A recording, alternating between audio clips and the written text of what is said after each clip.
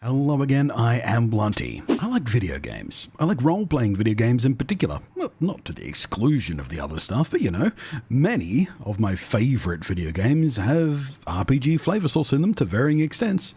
And this is Emil Pagliarillo. Got it on the pronunciation. I don't know, never come across that one before. Anyway, he, one would assume, also likes role-playing games because he helps make them for a living and has done so as a Bethesda employee for over 22 years now.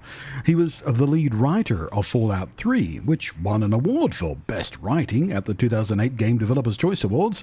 He was the senior designer and writer of The Elder Scrolls V, Skyrim, and Fallout 4. And he was design director and lead writer for Fallout 76.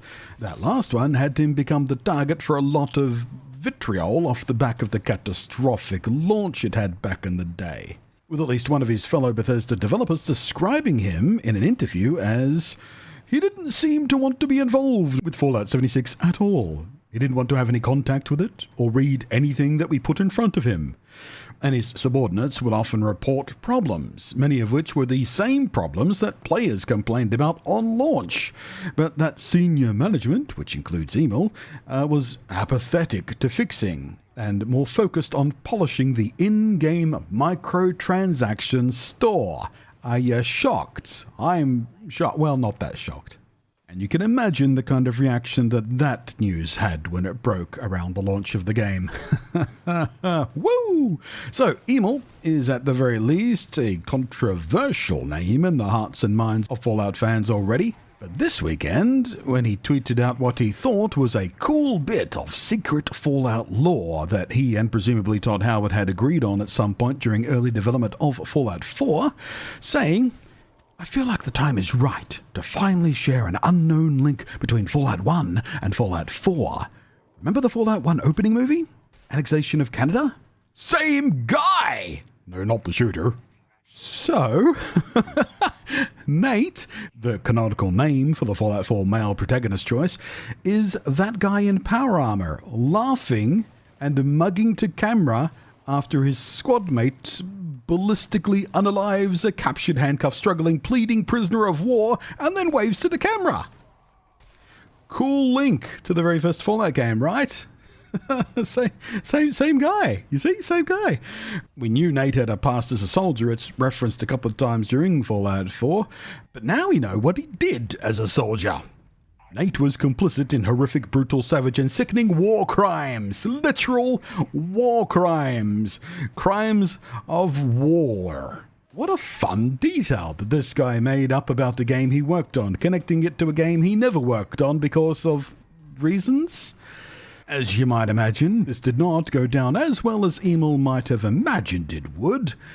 I think he saw it as a neat little peek behind the scenes of creating Fallout 4, as both it and 76 and many other Fallout games see a massive spike in active users right now off the back of the terrific TV show. The players, though? Well, seeing as Nate for most people is supposed to be a sympathetic character and a victim of some pretty horrific violence himself, it kinda drops a nuke on Nate's whole heroic lone survivor vibe and sympathetic hero and, on a mission to save his son and avenge the death of his wife. Turns out it's a little bit harder to sympathize with him than we originally might have imagined. I was a bit horrified by the thought of it, just thinking back to my original Fallout 4 playthrough. My Nate, who I didn't call Nate, I called him Lord Vader because I thought it'd be funny if Codsworth called him that, which it's not a name that it's in the voice line thing, unfortunately. But, Lord Vader. Which, as it turns out, is a more appropriate name than how I played him, I suppose.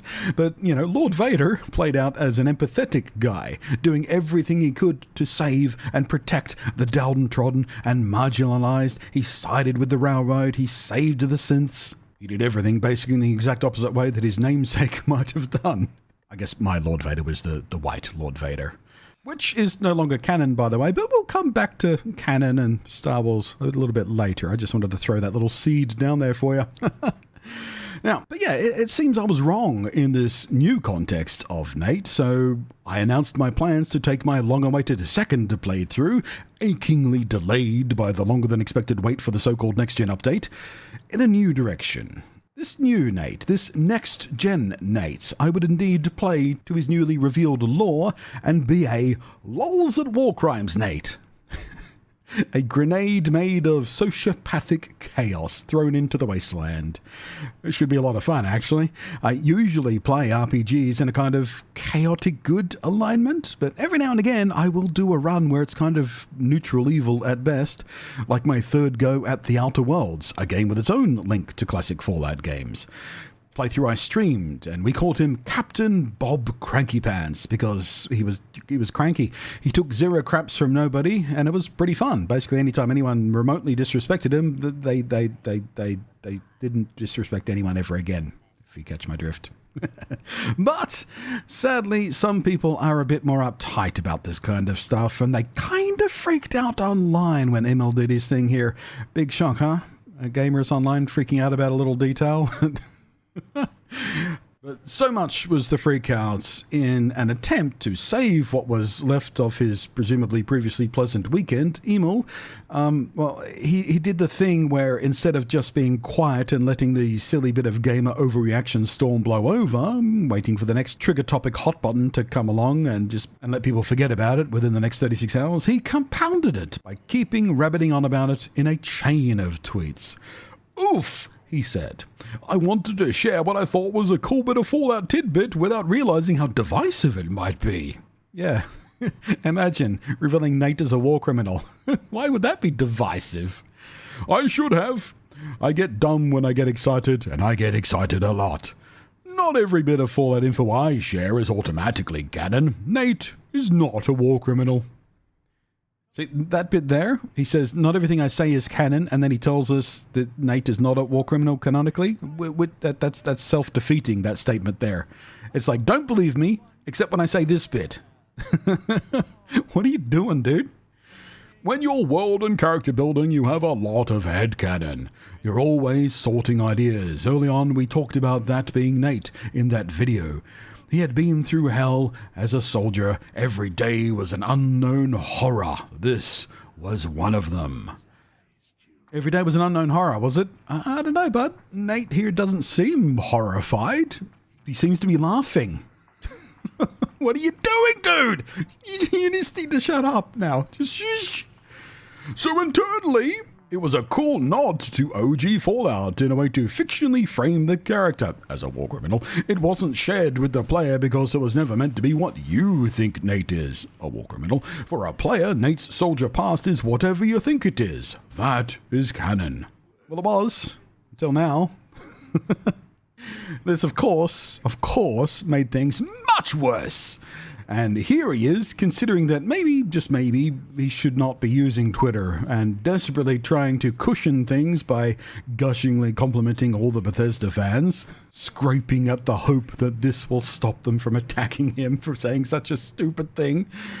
A day later, though, oh my god, he's still failing to shut up. Hey, ever share something you wish you hadn't? Then post a clarification nobody reads.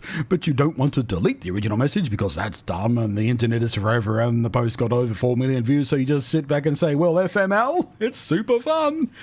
Yeah, FML. Except at this point, you keep making it worse by refreshing the story, by still talking about it and asking for even more responses off the back of your additional musings on the matter. At this point, I have to consider you, Emil, are a bit of a moron. Or you are doing this very, very deliberately, specifically for the attention it's getting you. Like how a toddler will deliberately do things they know are naughty because it guarantees they will be the absolute center for attention for the next few minutes. Oh God, why won't he stop? There are days I think a lot about the concept of canon. I wonder at my own bizarre reality of keeping make-believe universes as real as possible. And then there are days I read real-world news and remember why I prefer the make-believe universes, just hoping and praying, saying, hey, people, there are more important things going on right now than Nate being a war criminal. Please stop paying attention to me. Here's a big wavy flag. Stop looking at me. I'm still talking about it. No, please, I don't want the attention. I'm going to keep talking about it, though. He's right about this one, though. While some people hold, canon as some immutable, holy truth, The fact is, there is no ongoing franchise anywhere with a flawless, unbroken, unretconned canon, at least if it's gone on for more than a couple of years. This book that he's tweeting about here, before Luke and Leia were canonically siblings, as far as the movies go, under the retcon of both of them being the children of Anakin Skywalker, becomes a bit damn creepy because there's romance in it.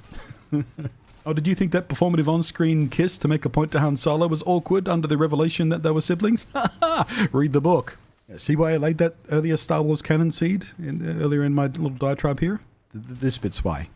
But as for Fallout specifically, there are whole community wiki pages dedicated to nothing but all of the many times the games themselves didn't agree with each other on what happened and when and to whom. Never mind what the TV show did with certain parts of canon. Heck, to this day, and I mean, I was thinking about this a couple of days ago because I'm thinking about rewatching it, but to this day, every single one of the many times I have rewatched one of my very favorite TV shows of all time, Stargate SG-1, the Zet Nicotil retcon about the 3 shots, bugs me to hell and back, and it never has ever stopped bugging me. I do love that they called themselves out for it in a later season in self-referential meta-commentary, and that helps soothe the pain a little bit, but it still annoys me. And that wasn't even a different show retconning something else. That was the show retconning itself like a season later. Anyway, we're like, what are we now, 9 days away from the Fallout 4 Next Gen update, and I'm thinking I will indeed stick with my little gag about the lols of war crimes, Nate, because it seems like it could be legitimately fun. I wonder which faction I'll wipe off the map first. And yes, I can hear all of you thinking, railroad. You are so loud. Your thoughts are so loud. Every one of you just thinking, railroad. Wipe out the railroad. Thanks for watching. Hopefully you found this as amusing as I did, because I found it very amusing. I am Blunty. I'll catch you next time. Thank you as always to the patrons scrolling up above there.